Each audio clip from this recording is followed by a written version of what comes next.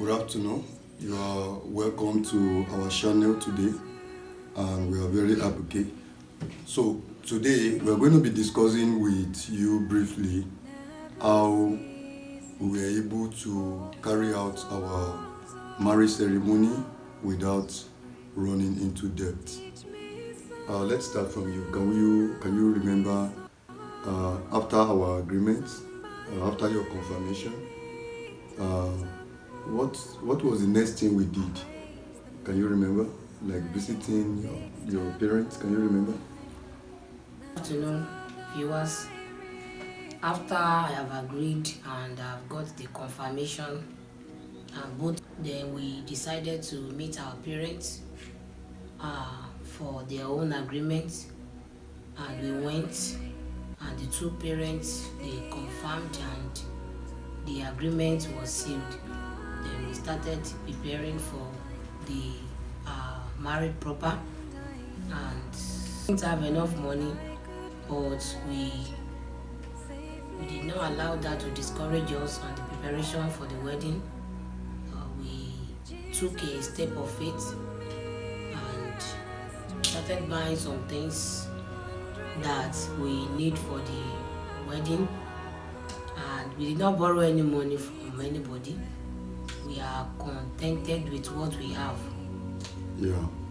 Thank you very much. And actually, what you said, that was the way it is. After our agreement, we involved our parents. We told our parents, and we visited. We involved our parents. We notified them, and our parents agreed. But a lot of challenges here and there, because I'm from Kogi State. My wife is from Ondo State. My parents actually wanted me to marry an Igala girl, Igala lady, but eventually fall in love, and I told my parents she's the right one for me, and at the end they agreed, and we started. And just like you said, we started saving, and we're not having much, but we didn't allow that to disturb us. And that's the reason, one of the reasons why we're sharing this video, that probably you've seen someone you want to marry, and you have confirmation from God that this is the right person for you. You just have to take a step. It's not until you have a million or 10 million euros in your account. I don't even have up to 100,000 naira in my account when I started. And here are we today. We did it all fine. We didn't borrow. And can you remember how many people do you think did we have enough people, or just few people? We have enough people, though we didn't invite a lot of people due to the Little resources. we have. But as we are in the village where we are, people know us, and because of the amount we have, we didn't inform majority of people, but some of them they heard and they graced the occasion. And we have many people that came from the ceremony was amazing. The ceremony, people turned up very well, and we bless the Lord. One thing is, I remember our photographer, the person of Mr. Shaye, a very good man. He told us something then when we were preparing. He said, Eli, listen, just try to do this ceremony according to your power. He said, because no matter what you do, your marriage ceremony will not be the best in town.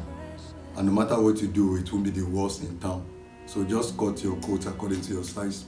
And that really encouraged us to just do it, and it was a blessing. Might be surprising. We didn't do church marriage, as in go to the church.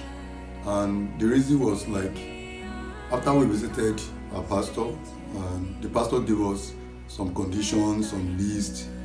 We have to get this, get that, go that. We discovered that we don't have the resources to do all that. Other pastors will come from other towns around too. So one thing I know from the knowledge of the Bible is, a marriage is very good if you do it in the church, all right? At the same time, it's not a must that you do your marriage in the church. Before God, we see it as being accepted. What actually make a marriage accepted before God in heaven is the agreement of the parents. If my parents agree that we go ahead, and especially our parents, dad and mom accept that we go ahead, then you don't have any problem. You just have to take a step. So for that reason, we're not able to do the church marriage.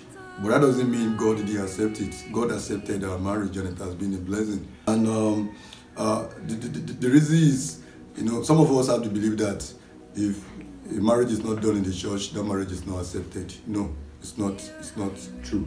What makes a marriage accepted is the agreements of the parents. However, if you have the power, the resources, agree with your church, do whatever they ask you to provide, and go on. Now, we've been married for almost 9 years now. Yes. Almost 9 years. Are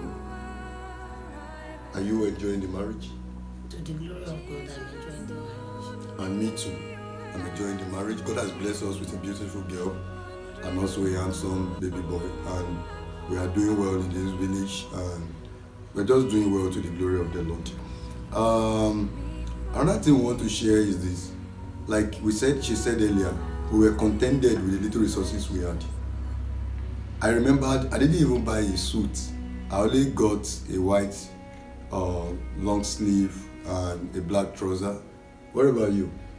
We don't have the capacity to get a ready-made Ready gown. Then I just give a tailor to buy materials for me to sew, and it's fine. And the marriage was beautiful. All right. I remember this is our album. Can you see? You see what she was wearing? She was wearing here. All right. And the whole thing was fine. All right. Everything was okay. We cut our coat according to our sizes. We didn't borrow, and everything was done well. Okay. What do you want to say to young couples or young to-be couples out there who doesn't have enough resources to marry, and they know that they are for each other? My advice is that for young couples To or be. upcoming couples to be, if there is agreement, because that is a major thing that one needs to have before you go into the marriage. If there is agreement between both of you, carry on with what you have. Don't look at others. Your marriage cannot be the best, and your marriage cannot be the worst. Don't look at others and say, during the time of my friend, she killed almost 10 cows, and if I don't have money for that, I won't go for any wedding or to do any wedding. No, just be contented with what you have. Agree together, get some things that you need to get. These people will eat the food. They will go to their various homes. It will remain you and your husband. When you started borrowing up and down, and after your wedding, then you will see them just coming to you. It will just be an embarrassment. Yeah. Just cut your coat according to the clothes you have. Yeah. Thank you very much for that piece of advice. Just cut your coat according to your size. Do the little you can do. The most important thing is the agreement of your parents. If both parties are okay, then you are good to go. They just get the necessary dowry items, the yam, the goat, the whatever they ask you to buy. Man, there's room for negotiation. In Africa setting, they just give you the list. You can go back to the father, the family, and say, sir, this thing is too much for us. Be open, be plain. Let them reduce the list and cut off some. That's what happened to us. And to God be the glory, we are okay. And everything was fine. People really turned up. Pastors came from various churches, and it was good. We did the necessary thing. We went to the court, did your court marriage, and the whole ceremony was done at the family compound, and it was glorious. Did we have enough food, enough drink that day? Yes, we have enough food. People ate, and some even took home. Yeah, we had enough, but we didn't borrow. And that actually does not mean that we're actually working in a big place anymore. What were you doing then? Do you remember? We were teaching. Teaching. Two of us. I was a missionary. From my missionary work, I still do teaching, part-time teaching, and we were able to gather these little resources. I didn't have much. She didn't have much too. But just like I said earlier, our agreement, the agreement of both of you, we actually bring the Lord in to assist. And sincerely, the Lord assisted us. Do you remember the Sienna we used all through that day? Yes. From where? from proprietor then. Yeah, the proprietor we're working under. He gave us the Sienna. You know, we used the car all through, running here and there. A very good Sienna. And the Sienna later became ours. Yes, he gave After the marriage ceremony, after some months, he gave us the Sienna. We only paid the token, and we used the Sienna for some years before we sold it and got another one. The Lord raised us. Sincerely, your agreement and your hardworking ability will open doors for you. Be good, be prayerful, be godly. All right. She's very hardworking, and our agreement actually paved way for us, and you also. The major reason why God established family is for us to raise godly offspring, right? Yes. And when your family failed in that area, you failed God. When your family failed to increase the population of this planet for God, then you failed all.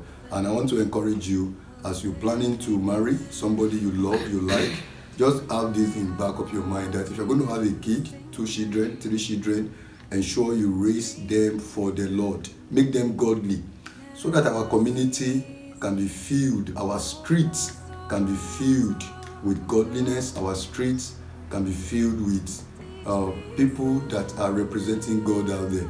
All right?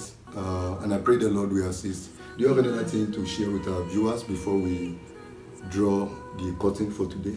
We have been saying that our agreement matter most, and this will bring God into action. Don't neglect God in this journey. Pray together, reason together, and the journey will be smooth as we involve God. Yeah, the journey will be smooth as we involve God. All right. Once you know you are ready for marriage, please go ahead. You don't need to keep waiting for years. When you know God established marriage and it must be accepted. Just know the reason why you are going for the lady, the reason why you are going for the young man. I knew what I wanted, and I saw it. You know, Proverbs chapter 31. I saw the mother of King Lemuel, you know, explaining to the son the kind of woman she desires him to have. I saw these qualities in my wife, in her. We were not married then. I saw it in her, and I was okay until now. I see her developing and growing in these qualities. So don't rush into marriage because of carnal pleasure therein. Go into marriage because you know, 1, you are ready, because you know, 1, 2, the qualities you want your wife to possess, especially biblical qualities. She has them. The man to be also has them too. And go into marriage because you are ready to raise godly kids. And I pray that the Lord will guide you. Please do not forget to subscribe to our channel. Drop a comment of what you think about this channel, about our topic, and also share. Yeah. Okay, just help us to subscribe button and share with others that may need this information. Yeah. Thank you. Thank you. Goodbye. Bye bye.